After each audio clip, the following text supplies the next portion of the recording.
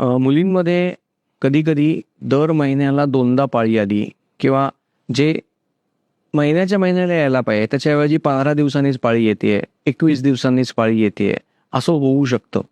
आणि हे होणं नॉर्मल नाही. हां, जर तुम्ही पाळी जायच्या वयाला असाल तर हे कदाचित थोडं नॉर्मल असू शकेल. परंतु जर तुम्ही यंग आहात तर त्याच्यामध्ये एवढ्या फ्रिक्वेंटली पिरियड्स येणं is not normal.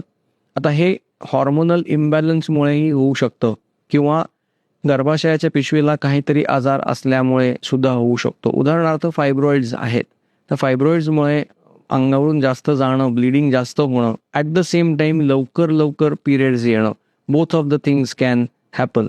Therefore if you are getting periods very frequently तर पुन्हा आपल्याला त्याच्यावरती डॉक्टरांचा सल्ला घ्यायला पाहिजे, त्याचं कारण शोधलं पाहिजे आणि त्याच्यावरती आपल्याला ट्रीटमेंट घेतली पाहिजे सो दॅट आपलं ब्लिडिंग कमी होईल आणि ॲनिमिया आणि अशा सगळ्या गोष्टी होण्याचं प्रमाण कमी होईल.